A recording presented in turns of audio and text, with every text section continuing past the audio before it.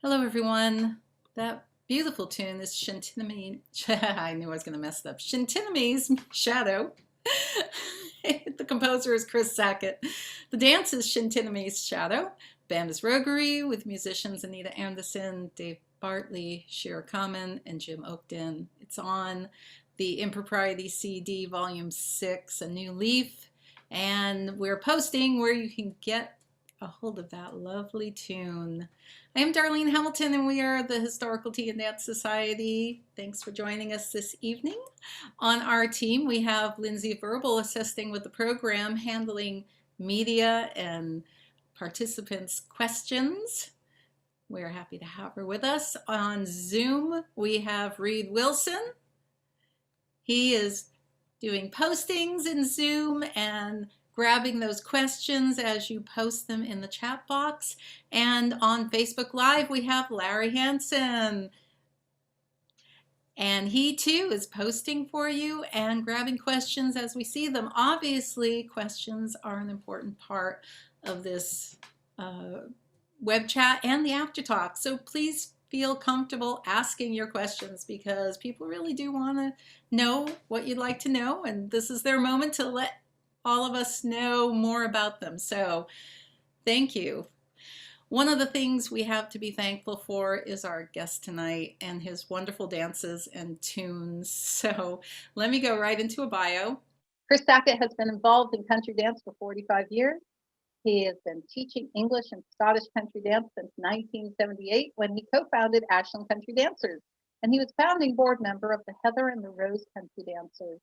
Chris has choreographed over 100 English and Scottish country dances, both on his own and with his wife, Brooke Friendly. Their dances filled 6 volumes of Impropriety, and the wonderful band Roguery have recorded 6 accompanying albums. Chris has also composed the tunes for some of these dances, including our opening tune, The Haunting Shintimane's Shadow. In his professional life, Chris was a professor of theater arts at Southern Oregon University and has spent over 35 plus years in theater doing sound design, lighting design, production management, and directing. Please welcome Chris Sackett. Thank you for coming back to re-record with us tonight. Well, thank you for having me. I appreciate it greatly. Should we jump right into the thing? Sure. Great. Thing 1. Foundation. Okay. First. So after I finished high school, I went to Lane Community College in Eugene to study theater, lighting, and production. And I took for PE credit international folk dance. And as it turned out, the musical theater dance instructor for the program was also the instructor for the folk dance class. Well, at any rate, at one point, she brought in Carl Whitman to do 2 weeks of English and Scottish country dancing. And when that happened, it made me feel like I'd just come home.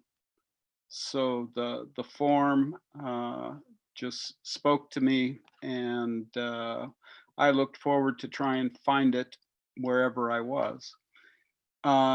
After I was done with LCC, I moved back to Corvallis briefly and was able to do some Scottish country dancing there. There was a gentleman that offered some Scottish classes. But shortly after that, I moved to Ashland to work at the Shakespeare Festival as a lighting technician. And that was in 1978. When I got to Ashland, there was an international folk dance group there. And I danced with them. But as far as country dance was concerned, every now and then you'd get to do Mari's Wedding or Sellinger's Round, and that was about the scope of their inclusion of country dance. There was also a modern American square dance group that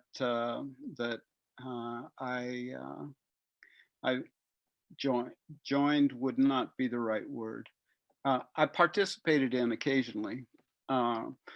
With working at the festival, Monday nights were the only nights that you could guarantee to be off. And that's why if you're in Ashland and you want to dance country dancing, you come to our place on a Monday night. So at any rate,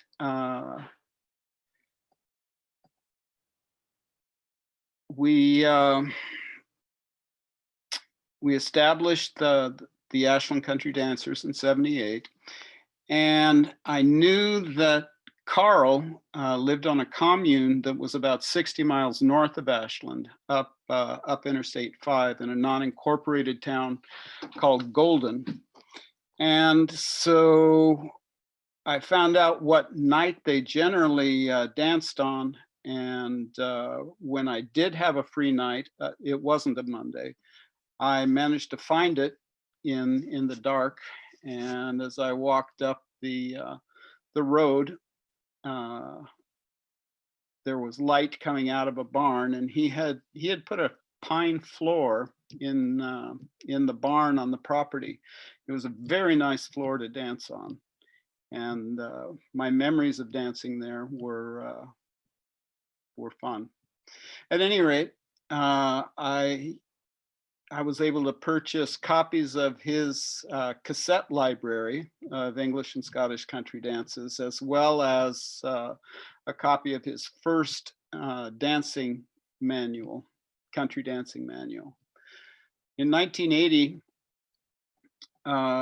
Judy Kennedy, who was then the choreographer for the festival's Green Show, took a sabbatical.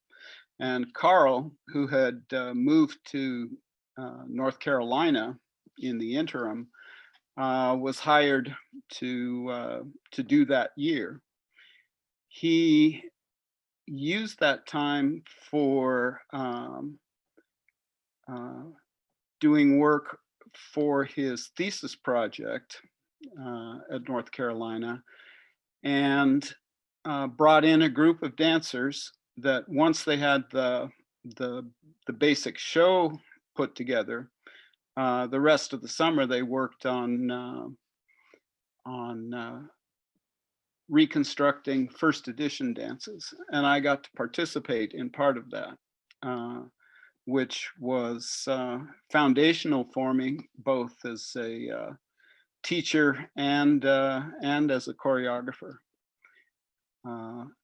The dancers that he brought in, he included Alex Dancer and Michael Saccone and Rob Dobson. You may have, some of you may have worked with them or danced with them, but at any rate,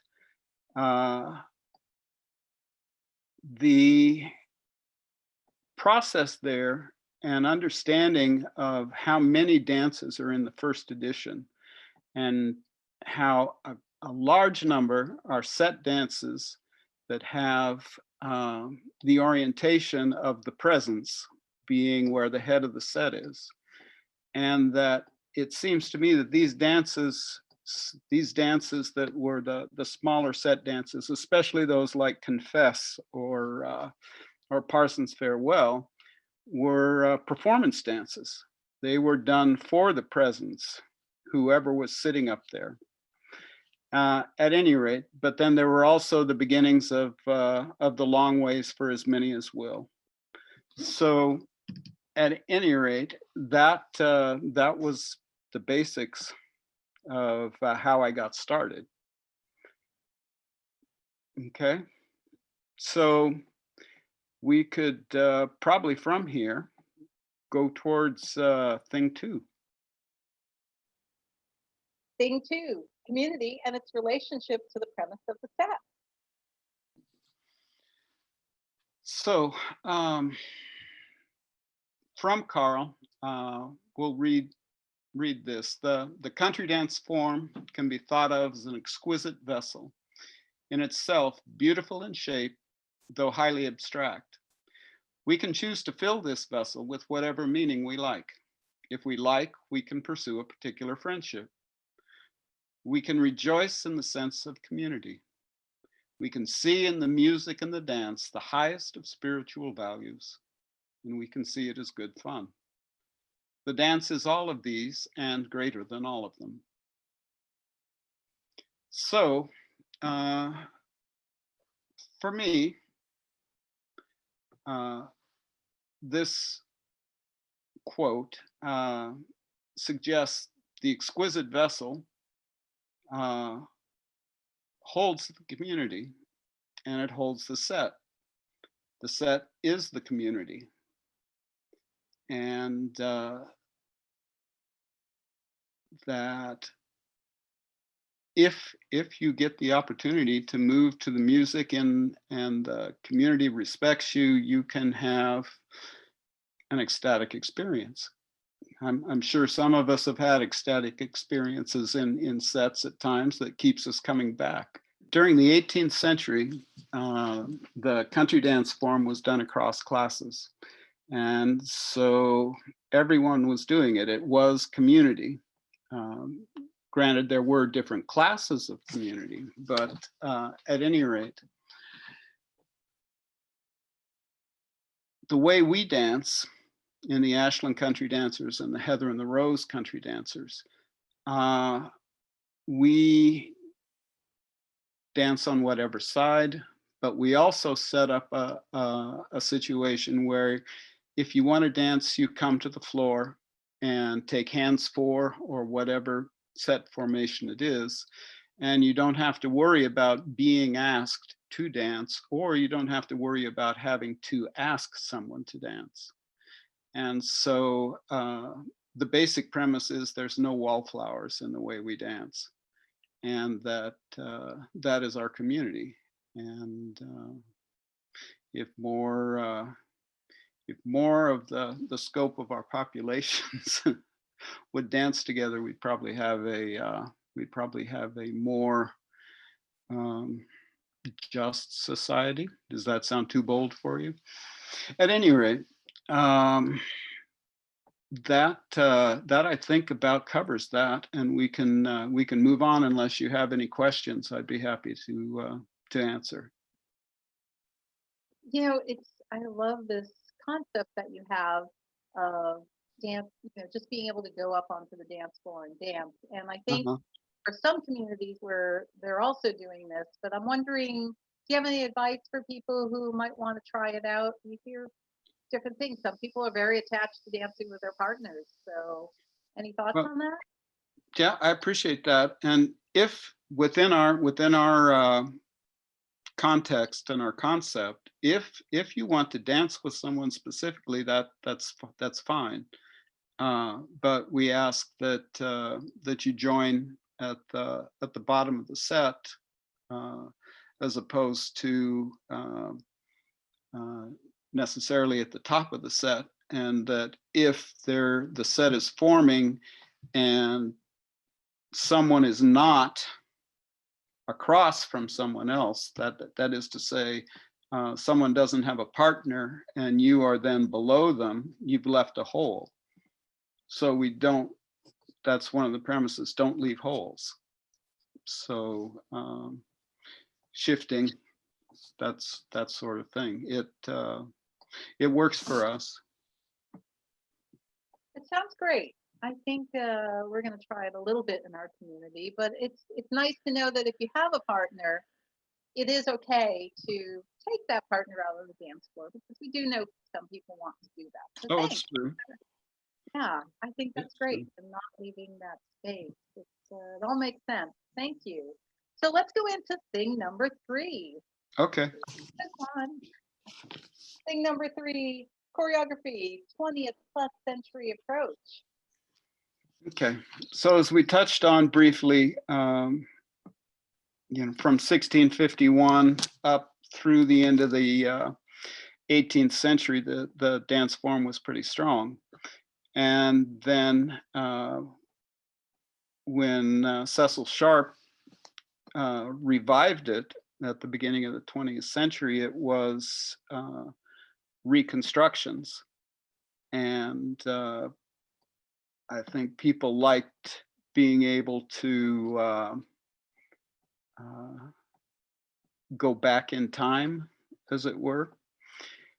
But when we got up into, I believe it's, yeah, the early 1930s, Marjorie Heffer and William Porter, who also did reconstructions that were contained in the Apted collection, but their Maggot Pie collection was all new material, all new country dances.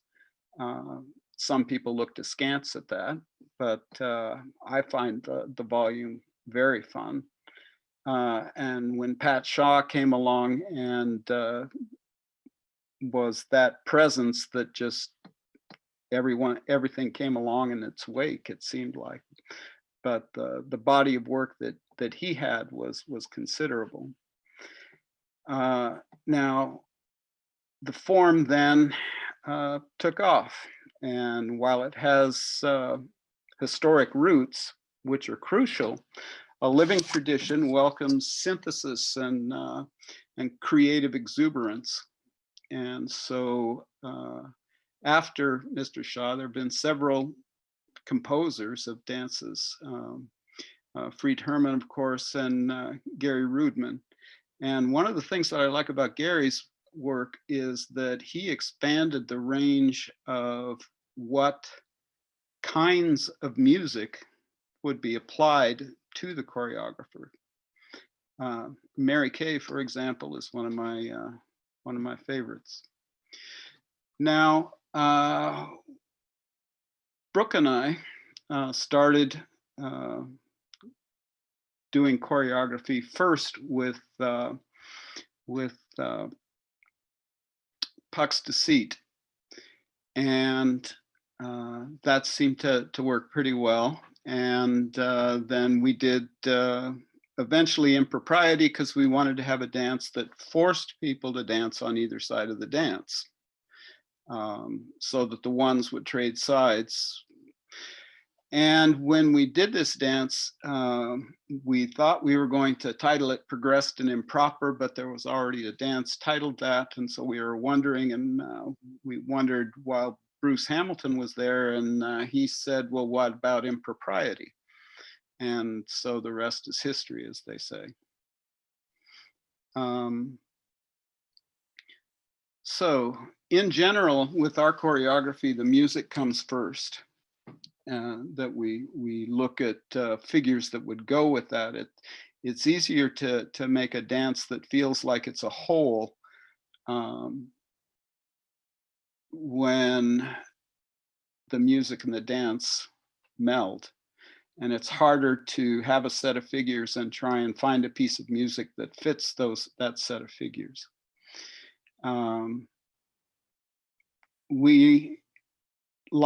I like especially English, because it lets me count to 3 now and then, instead of just 2s, which contra and Scottish are all in duple meter.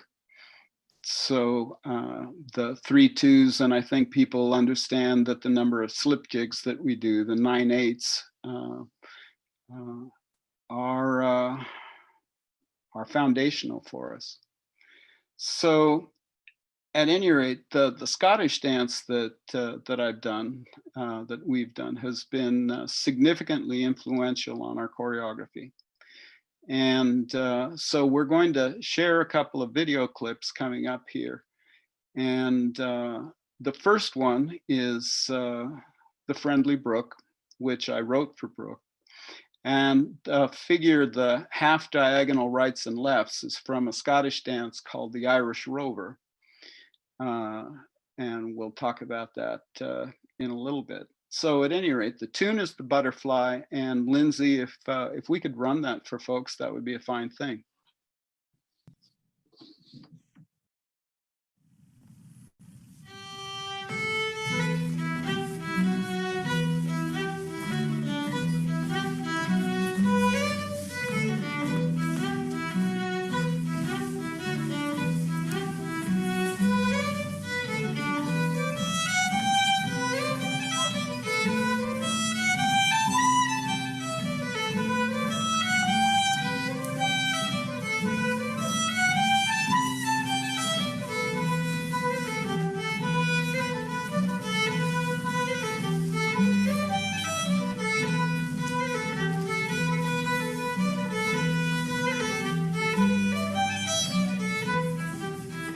So that was the Friendly Brook, done very nicely by the folks from Philadelphia. I very much appreciate their rendition there.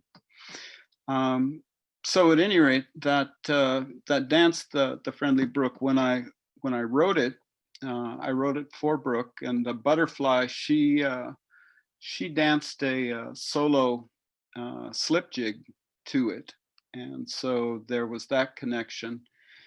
And the Eugene group of the Heather and the Rose had engaged Bare Necessities to come out for their ball weekend. And so on an open mic session, I was going to teach this dance and present it.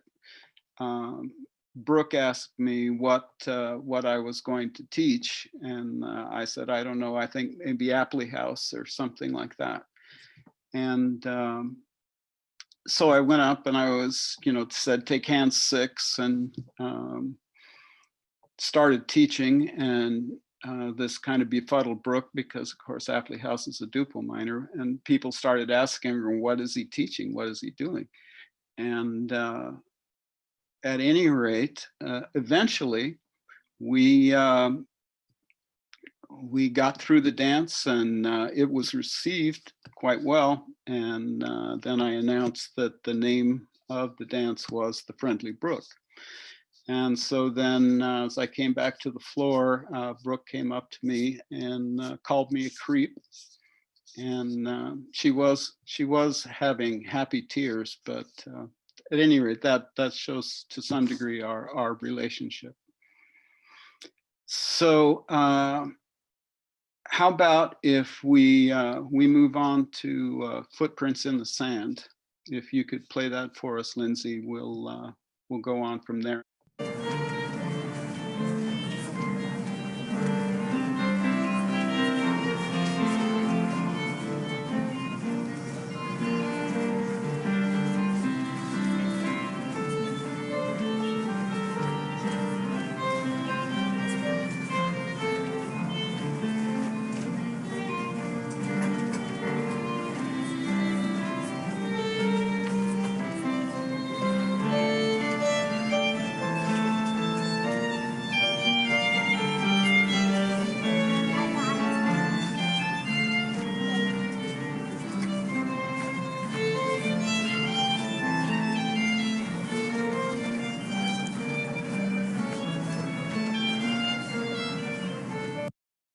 So yeah, that was a group from Boston, which again, fortunate to have that recorded. We really appreciated them being able to do that. So at any rate, Footprints in the Sand, the figure that has the haze reels of 4 on the diagonal in this regard comes from a strathspey called MacDonald of the Isles. And within that, it's a set of 6 dance in the Scots version. But the moment in that dance where you change the axis of the haze, and the people who are in the middle go around each other, is for me just a spectacular moment. And I wanted to bring it into the English idiom, and trying to figure out how to do that and modify it such that perhaps it would fit into a duple minor formation as opposed to a set of 6. If we could maybe run that again without music. Okay, here we're in the first hay, and we come around, and now we're about to change the axis while one set of diagonals crosses over while the others go around each other's left shoulder. And then we go almost through the second hay, but we open it out into a follow the leader that ends up in this circle, and then the rest of the dance can happen. So thank you, Lindsay. the coming out of a hay in the follow the leader is a motif that was also used in the Friendly Brook. That coming out of a hay and into a circle, the dynamic of the circle in choreography is a very special thing. Now we've got another one to look at, which is gingerbread. Gingerbread has a figure that the Scots call corners, pass, and turn in it. And within that, the set formation itself, the set of 6 is in this case, the circle is different than I've never seen anybody else have this set formation, where in the circle of 6, your partner is across from you. And so home always stays home, and it's the progression that moves around the circle. So let's look at that, please, Lindsay.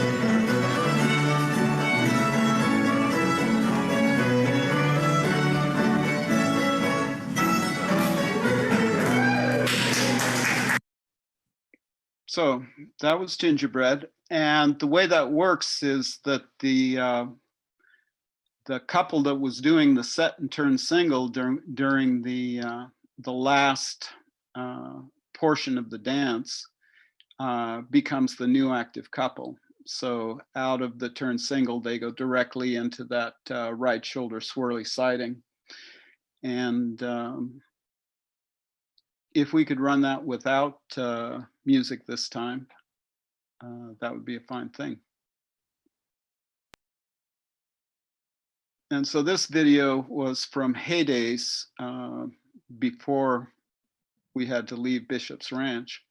And I had the positive time of being able to dance with Tom Colton. And here we go. So there's the turn, we come through and turn. And for some folks, the comprehension of having corners in a circle has been a little difficult to get across, but overall it seems to be something that people like. We got 5 or 6 dances in that structure, and it allows for corner figures to be done in a new frame of reference. So at any rate, any questions, comments? No, we're going to keep going right along because we're enjoying this. Okay. Now I believe you may have Snow Day there as well.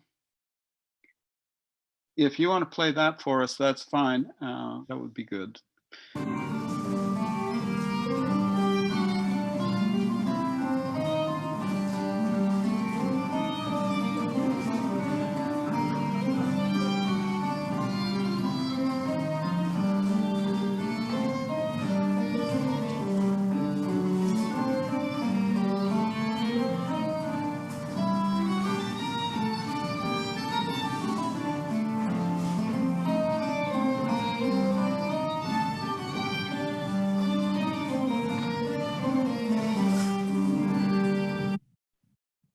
So that dance didn't have specifically a Scottish influence to it, but one of the things that we wanted to play with was on that with the diagonals going back to back. as they fall back, they cast around, and their partner needs to be past them by that point, so that they each get to do the other role. And so maybe we could just see the beginning part of it. Okay, so here's coming back to back, and then the turn, and you get in back of your partner, and then the other folks do the back to back. And then they cast in behind, which leaves you ready for the rights and lefts. So that was, if you will, the focus figure in the dance. And within choreography, frequently there is a figure that seems to be the dance, and the rest of it kind of holds it together, and hopefully holds it together well. But the transitions are to some degree what's going to make or break a dance, is how they come together. And so at any rate, I think we can move on towards the tunes at this point. Is that about where we are time-wise? Okay.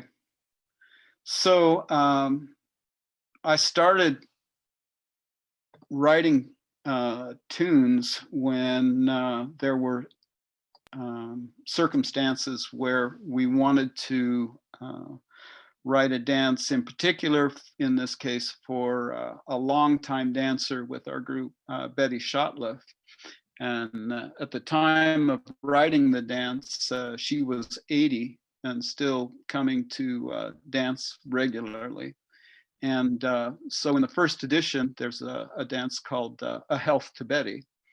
And it only had an A phrase, and we wanted it to have another phrase. So I wrote the B phrase to that, and became a duple minor that we titled The Dancing Betty.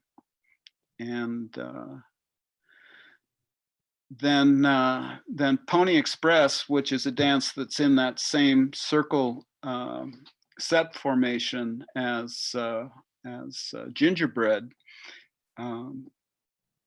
Gary Rudman had used the first two phrases of the horse brawl in one of his dances. I'm sorry, the name's escaping me at the moment, but I really like the C phrase as well. And so I wrote an A phrase to the C phrase, and that then became Pony Express.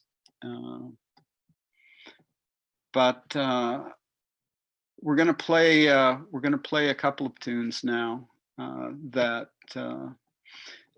I wrote, and within the scope of our work and the publishing, I'm responsible for all of the sheet music pages, and I've got songwriting, music notation software to do that, and then that has allowed me to be more effective at tunes. So at any rate, first let's listen to 1A, please. Lindsay.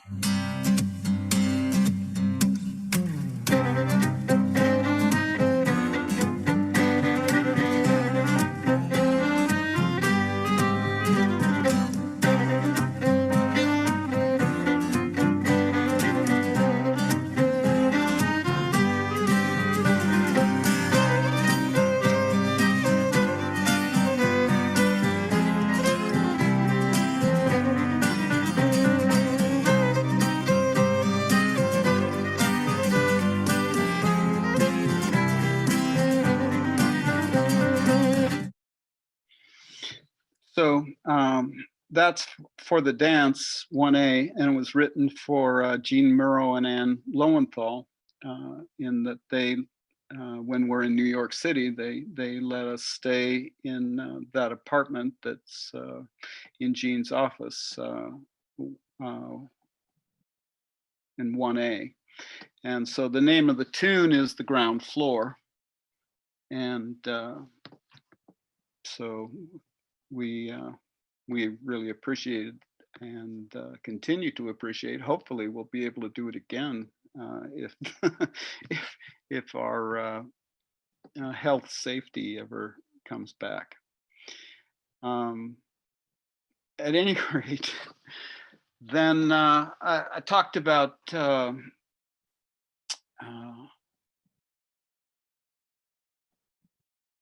other tunes. Here's one. Let's Make the Sun Dance, please.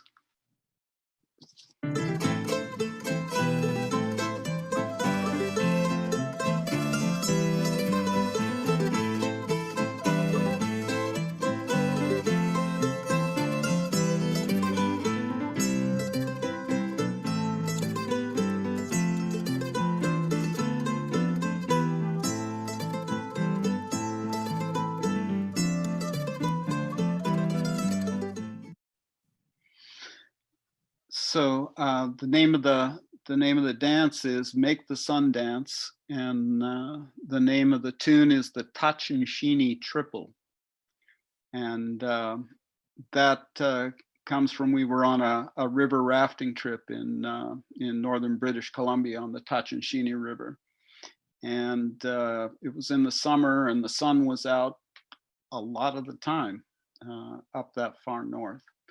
And so the title of the dance comes from a line in Shakespeare's Coriolanus, where within an oration they tell the sun to dance.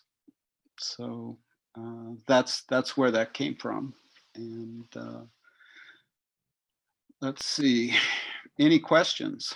In the comments, there were several questions related to music. There were questions about what instrument you play, which instrument you started with, how many instruments you play.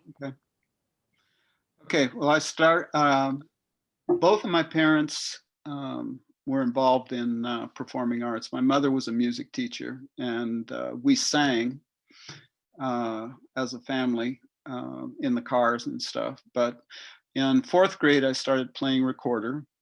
And then in 6th grade, I started playing saxophone, alto saxophone, and played sax through 8th grade or through 9th grade. I didn't carry it on into high school, but at any rate, that was the background I have. So melody instrument is my primary instrument.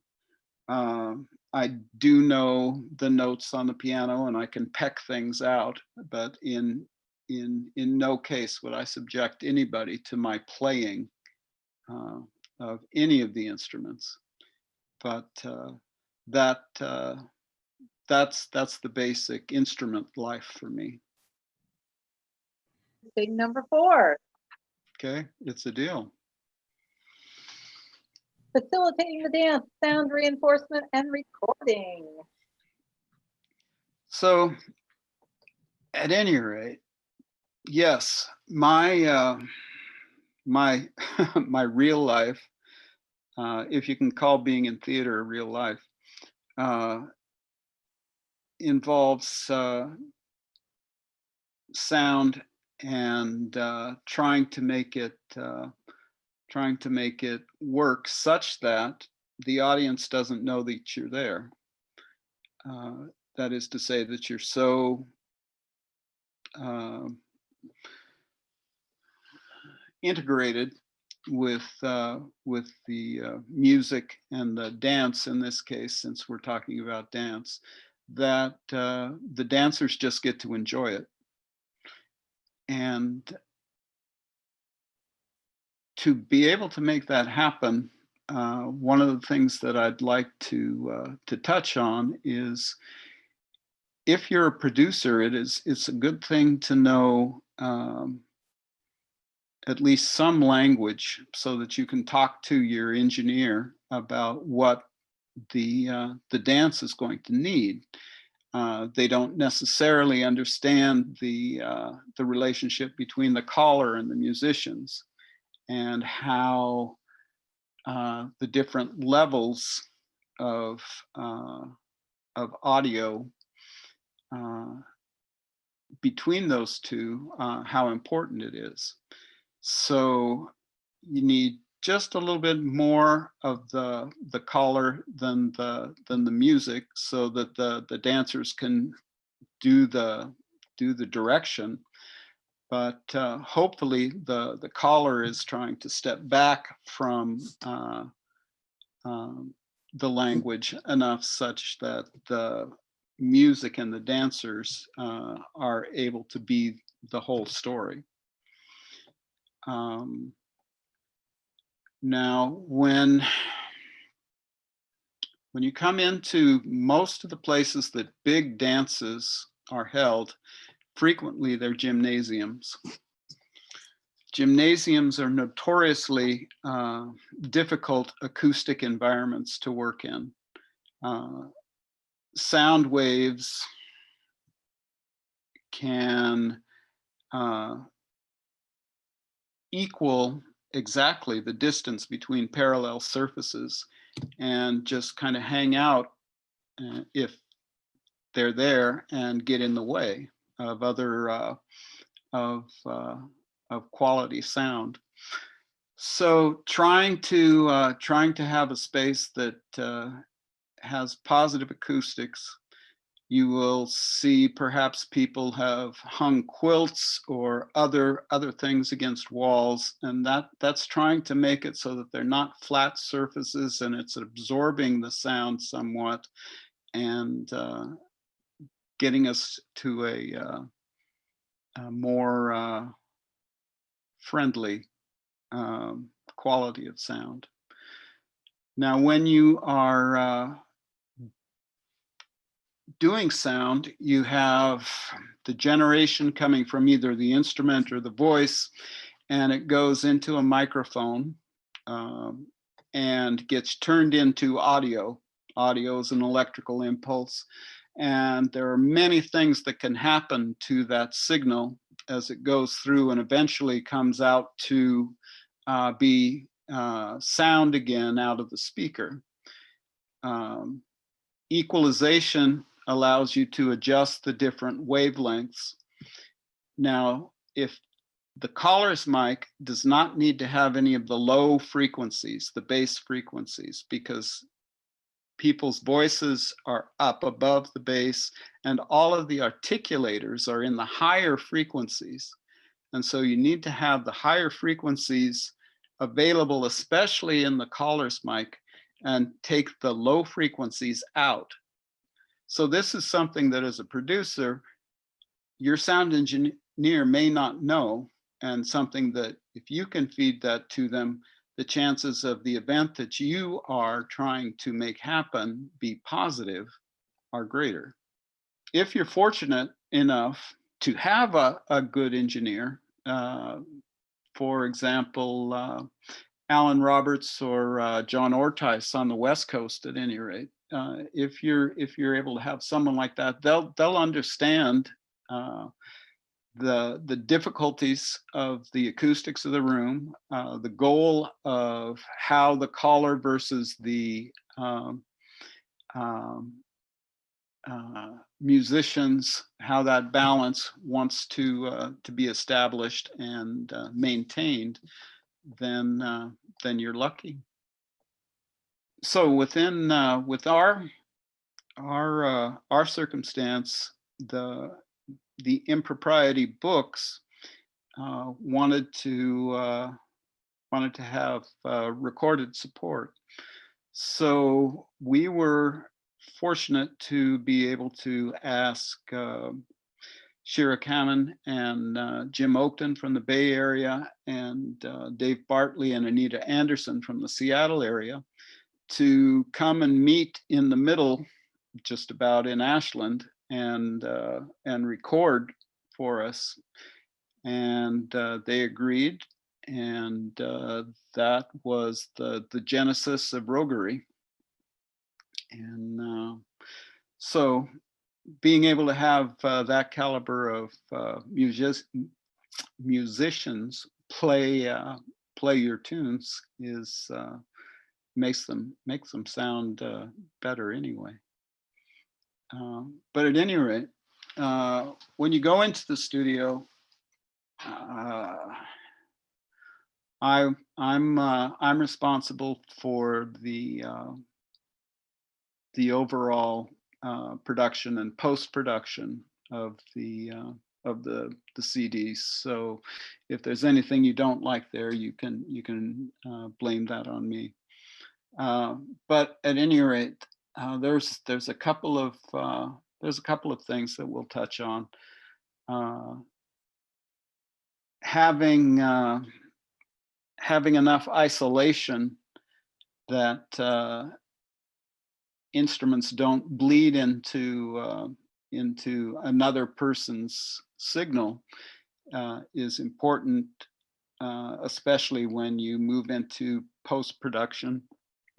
Excuse me, and you're trying to make things have as much continuity as possible. There are some instruments that it's impossible to create isolation for, so they have to be recorded separately. So when Mr. Oakton brings out his bombard, for example,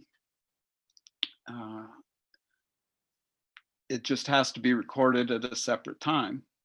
And when you have a situation like that, it's best to be working on what they reference as a click track that keeps the tempo for any given piece the same for however many takes you take to get your final product. Okay, so that's about that. You're going to have us all Google searching what a bombard is. Yeah, well, it's a battle item that you can hear it over the battle. It's a double reeded instrument that just makes a very loud. And if you ever in the room with Mr. Oakton, sometimes he pulls it out in live events, but he doesn't need a microphone. I bet he doesn't. Oh my goodness. And it's amazing that you were able to pull together this amazing band, or you were partially responsible for pulling together this amazing band that so many of us love listening to. We're going to bring up a question. Okay. All righty, Dan, whenever you're ready, you can go ahead and unmute your microphone. Hi there. Hi, Dan. Hi, Chris. Good to see you. Likewise. I was wondering, I realized you'd worked in theater, and I didn't put two and two together that you were a lighting designer there too. And I was wondering if your experience as a theatrical lighting designer, sort of sculpting the form and telling us where to look and establishing location and locale and what have you, affect your approach to choreographing a piece, you know, how the movement's revealed and how it flows. Mm-hmm. Okay. Well, I do have a significant aptitude in spatial relationships. And yes, you do. I'm sorry. That's okay. So at any rate, in lighting, you have to be able to abstract the angles that your light is going to hit whatever form you're trying to shape for the audience. And within the country dance and the choreography, being able to abstract yourself to see how the movement is going to allow for the bodies not to crash into each other has some degree of resonance there. And I would say slightly on the side here that one of my very, very favorite things in the world to do is to do stage lighting for dance. The visceral pleasure that I can get there of playing with color and angle and bodies moving is just a fine thing. Did I get too off track there, or did that answer your No, question? you didn't. It was great. Thank you so Okay. much. I appreciate Thank it. you, sir. Take care. Yeah. Thank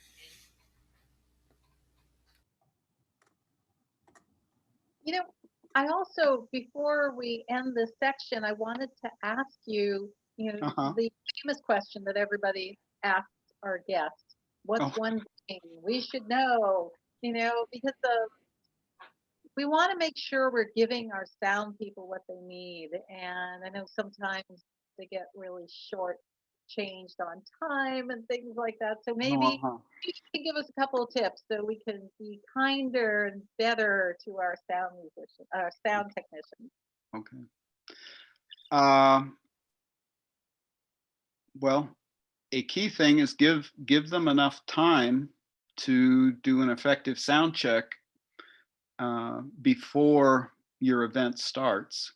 And an effective sound check, especially if it's a new venue for someone, does not want to have a lot of people in the room making extraneous noise.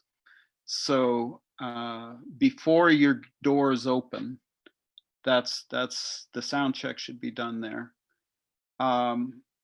And as I said earlier, trying to help your engineer to understand what your primary goal is. We're not trying to have rock and roll here.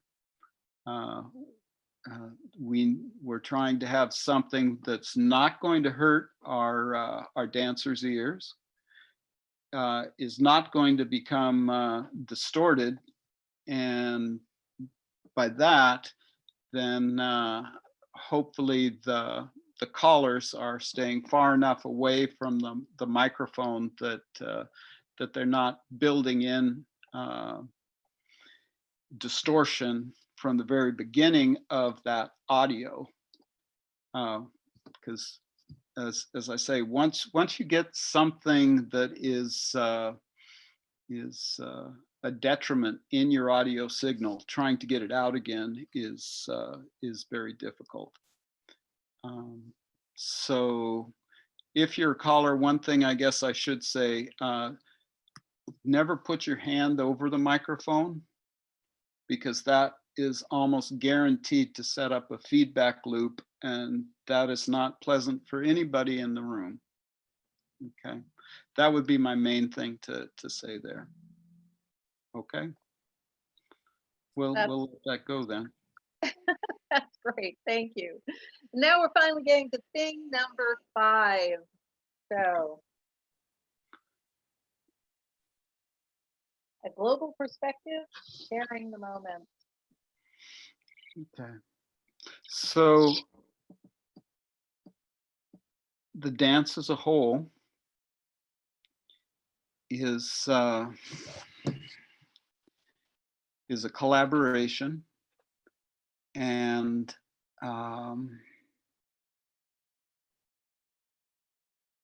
being able to do that and making it as safe an environment as possible will create the greatest potential for those moments that are just exciting, verging on ecstatic, if you will, and being able to find those within the set, within the community, are just why I'm in the form. It's special to me. One thing that I would like to also point out is as far as a resource is concerned, is the Lambertville website. Their library of dance videos is significant, and if you're a teacher or a dancer, that you may be able to find a dance there, a video that shows better what those words on the page were trying to evoke. One day when I was looking there, I saw Puck's Deceit, and there were various files, and I scanned down, and there was one that obviously was not English, and so I clicked on it. And Lindsay, if you might show us Puck's Deceit.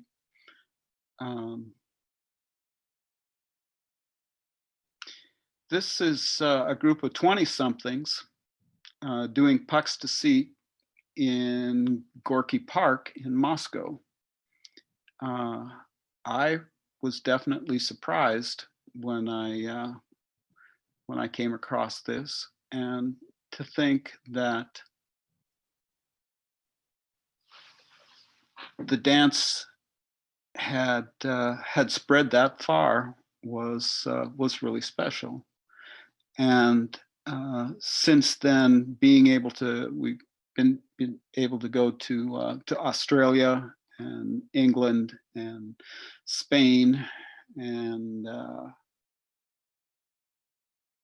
I never would have thought at the beginning that would be something that would happen. I would like to, at this point, I would like to be sure that I acknowledge some mentors and influences that I've had. Bruce Hamilton and Helena Cornelius and Jean Murrow have all impacted my teaching and understanding of the dance significantly, and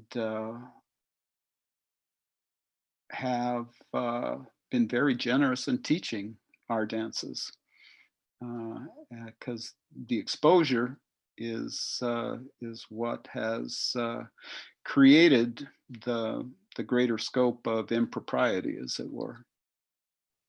So that, and then of course Carl Whitman's impact is immeasurable. Anybody else who I have neglected on to mention, please don't feel slighted. Just call it my memory. Yeah, that was wonderful. It was really wonderful. We're so appreciative of you being here with us. And oh, we have danced your dances so many times and just love them so much, and are such big fans. Now, speaking of your dances, before I before I let you go, let me ask you, what is your favorite dance? Well, that's that's a very difficult thing. You have to categorize things. Out of the first edition, I would say that I really like I like the Night Piece. Out of the Bray collection, I really like the Spring. But if you're talking about our dances, yes, the Friendly Brook is very special for me, and it's hard to capsulize anything else. I mean, I like Gingerbread. I like that set formation. And thank you for having me, and thank you for giving me the opportunity to hopefully better represent myself. You're quite welcome. We were happy to do so.